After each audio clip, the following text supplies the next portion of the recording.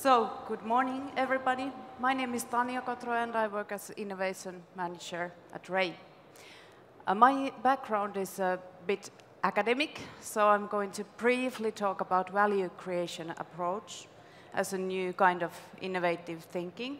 And then I'm going to show you some examples what we have done from this perspective at Ray. Yeah. Good morning. My name is Valtteri Merikallio. I'm the research manager at our company's business intelligence, and I've worked with gaming-related research and market intelligence for around 10 years now. What I'm going to show you today are two real-life cases concerning what happens to player behavior when he or she starts playing in a new channel. So whether there's cannibalisation or whether it's just a substitute. But first,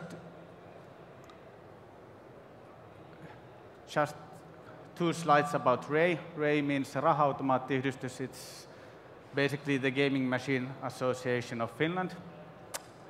We have an exclusive right to operate slot machines and casino games in Finland, both offline and online. Of course, online there's really competition, but offline our market share is 100%. All the profits go to good causes, to health and social organizations, and last year we donated about 400 million, I guess, and besides that we give around 100 million in gaming tax to the government. Last year the total revenue was 775 million. It's going to be closer to 800 this year. And what really makes Finland or our company a little bit special is that around 4 out of 10 adult Finns play on our games, and actually I don't know any other country where that number is that high. It used to be over 50% in the beginning of the century, but it's gone down from there. We opened our online casino in late 2010. That's way too late in my opinion. We had a big debate about it, and one of the reasons we thought about it so long was the cannibalisation question, whether the online platform would eat from the live gaming, which is really big in Finland. And we opened our mobile site this year. I'm going to go through the distribution channels which we have in Finland and where the revenue comes from. So we have around 7,500 gaming locations. These are places where you can play slot machines, and if you've ever been to Finland, you can't go buy a liter of milk without running into our machines. You can find them in supermarkets, in kiosks, in bars, at gas stations. So they are all around. And there are about 18,000 slot machines in these gaming locations, so a typical place only has 2 or 3 of them, like in the picture there. And nowadays you can, besides the coins, you can pay with debit cards, you can pay with bills, and we've introduced a new loyalty program where you can connect your debit card to the program which we have in place. Then we have around 80 arcades. These one could be called mini casinos. They have from 20 to 30 slots in them, and about half of them have casino games also, blackjack, roulette, etc.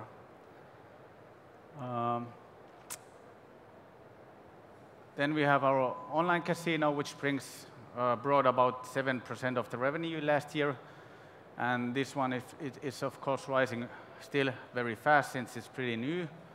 There's also the mobile side, and what makes this a little bit different from other online casinos that the most popular games online are the same games which are being played in the gaming locations and in the arcades, so those are our own games. Then we have around 200 games from Playtech also on the site.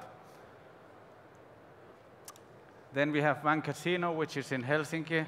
You can see actually a small clips of this casino and also those gaming machines and those debit card things in a video we're going to show you later on. We're going to open a new casino near the border of Russia in 2 years. That's going to be interesting whether we will get the high rollers from St. Petersburg or not. And last but not least, we have some casino games in restaurants. They bring only around 2%, and this is actually a declining business. People don't go out as much, and they go to nightclubs later, and etc. Now we are also accepting debit cards in these places, and that has made the situation a little bit better, but still it's a declining trend there. So I guess it's your turn.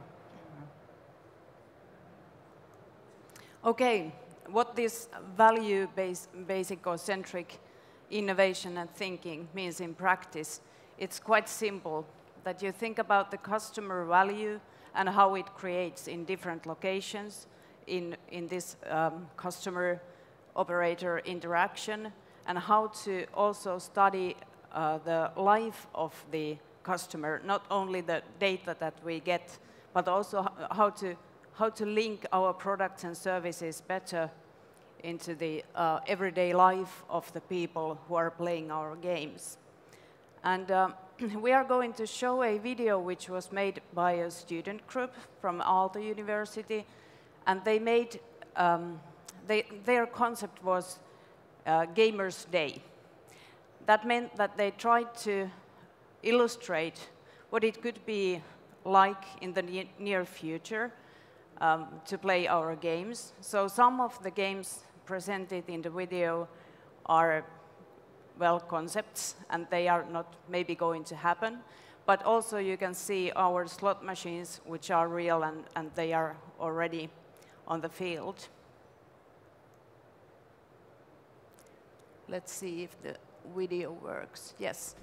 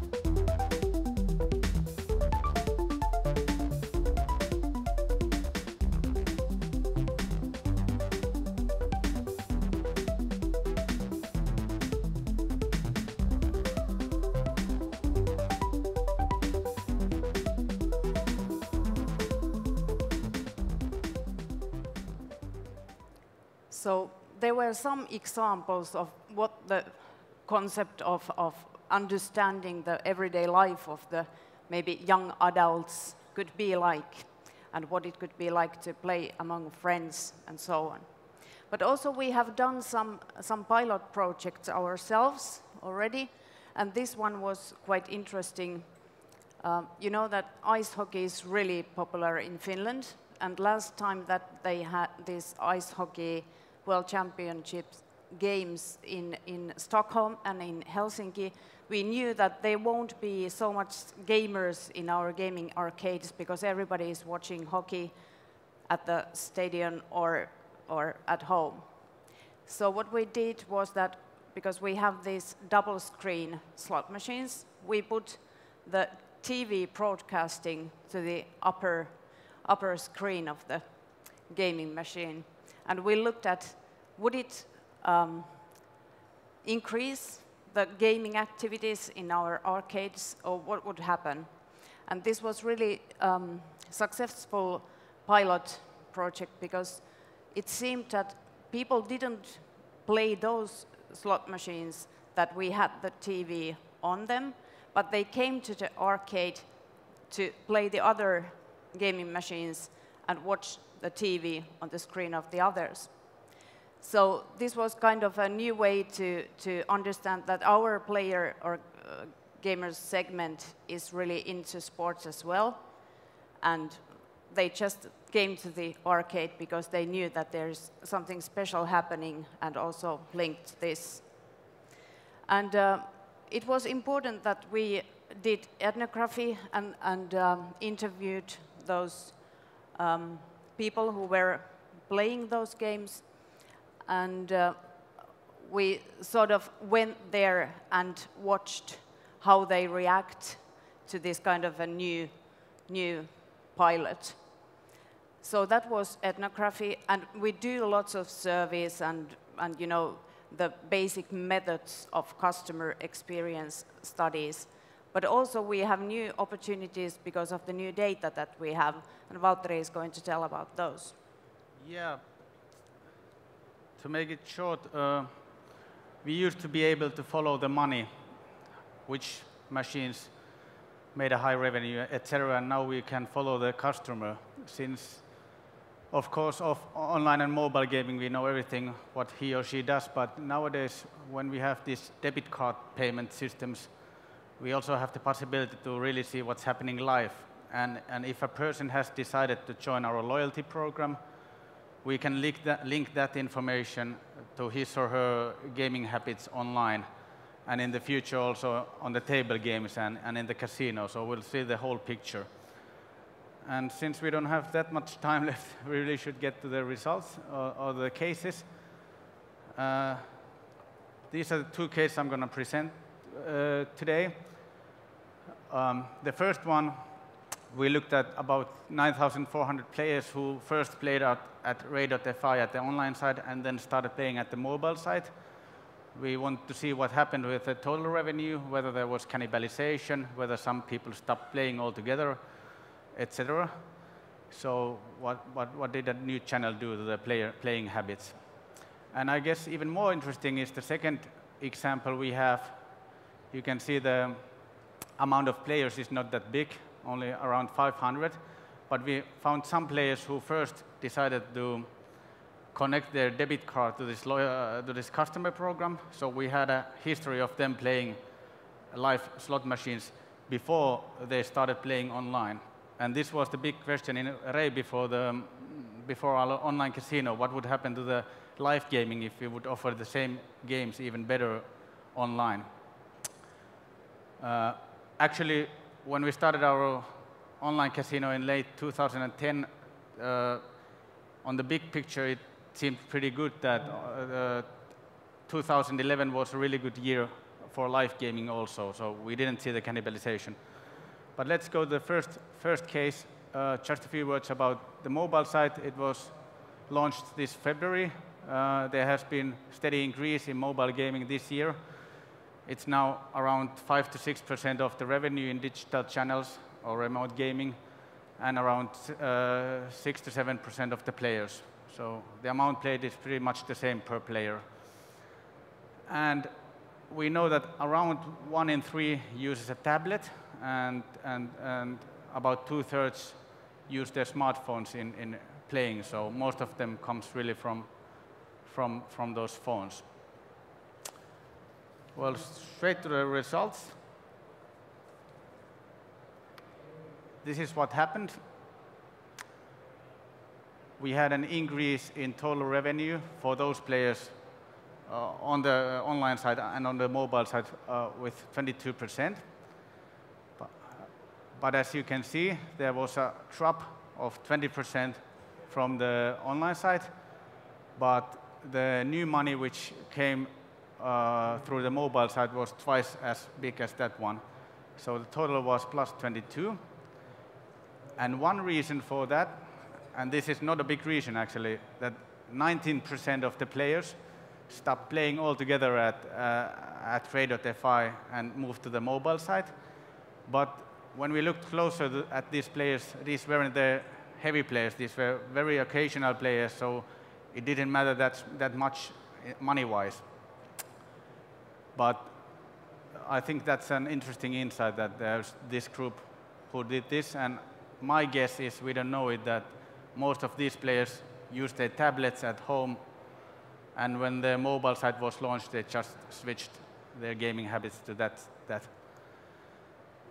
So you can see half of the money is new. And you could say there's a 20% cannibalization effect, but still the total is much bigger than previously. But more interesting was what happened with different player groups. Our analysts divided the players which played before into 3 groups according to how much they play. And here is the big thing I think we found out just last week. Then when we look at the occasional players, by which I mean the bottom 1/3 of the pack, they increased their gaming also at the original side. And they really made it 3 times bigger, the total revenue they generated. So it really somehow woke them up. And we still have to study what exactly happened, but my best guess is that if you bookmark your mobile site to your mobile phone, you will just run into it more often, and then you get reminded of, oh yeah, there's the possibility to play, and then you go also play online when you're home. So it really makes the other channel stronger. So you could say the inactive players became more active. And it was a whole different story for the top third, which played the most before. There was a more of a cannibalization effect. Still the total rose around 10%, but it dropped 24% the amount played online. So you could say to these gamers, it's a substitute. You can choose whether to play on the mobile side or on the online side, but it's not like it makes the other one stronger. And I think I would guess that this also has a lot of to do with tablet playing, that some of these players just shifted their gaming to tablets and, yeah, for some reason played a little bit more. Then we're going to look at the second case which I told you about, which concerns these live players who used their debit cards before on our machines and then joined our online site. And this is a big question in our company, of course, because so many people think that it's going to eat away the live gaming. And since it's such a small sample, it can give us hints. But as you can see on the next slides, what happened was actually pretty big percentage-wise. So I think there's something to it. And again, the outcome varies very much between different player segments. Since we only have like 0 minutes left, I'm going straight to the results. We are now looking at what happened to the debit card playing. So we're not looking what happened online. Everybody started playing online, so all that money is new. But looking at all those players, total nothing happened. The bets and the playing days stayed the same. But what's really astonishing, we have the same effect here as with Ray.fi to mobile site thing. The occasional players started playing even more heavily on the original channel, in this case, the live slot machines. So the percentage is really high, but you have to remember that these players didn't play that much before. And the active player days went from about 2 a month to 2 point something a month. So it's a small change, but a significant statistically. And again, not actually again, but again, it's very different for the heavy players. They played less live. So they shifted their gaming to online. Maybe they found it more enjoyable, and they really started spending less money on the slot machines. But this is pretty funny that the total is actually 0, but we have these big changes according to the group we are investigating. So I think... As a conclusion, it can be stated that this whole gaming product and experience is very holistic one, and it doesn't necessarily mean that when a new channel arrives, it eats up the previous ways of playing. This is basically what we found, at least at the occasional players segment. Yeah, and since we only had the results, we haven't looked deeper into the numbers, what's behind of all this. This is the next step actually for us, and some thoughts we had about the numbers we just saw.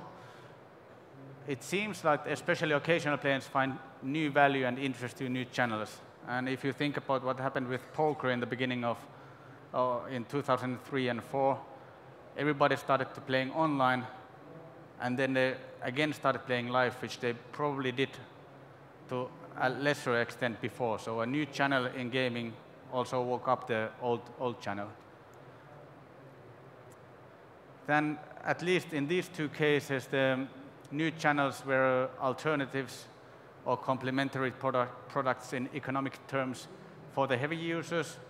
They just seem to choose their side, their channel, and play there. And according, okay, it was a small sample, but still it seems that live gaming or live slot machines is not directly affected by the new digital channels, at least not to that data. And finally, it looks like a more interesting question than the cannibalization question is that what happens to different player groups. As we saw, there was nothing in the big picture when people went from playing live to online. But when we look at the groups, there was really a big shift of gaming habits. I don't have a thank you slide here, so thank you. Thank you for listening. And are there any quick questions or? Very interesting presentation, thank you. Just a quick question about the occasional players and the significant increase in their use of the live channels. Yeah. What's behind that, do you think? Why are the occasional players, having engaged in the online, why are they then going back more frequently to the live channels? I think that's the most interesting question, and we really don't have an answer. Your best guess is my guess. It just seems that maybe there is the possibility that they go online, they maybe learn some different games which are also live, and then they want to play those also. So you don't want to, there's a social context when you play live in a supermarket. There are people around. Maybe you don't want to try new games. You just play the 1 or 2 games you know. But online you can even practice without real money, with playing money, and then go play live. So I guess that's my guess for the occasional players' increase in live gaming. Okay. Thank you. Thanks.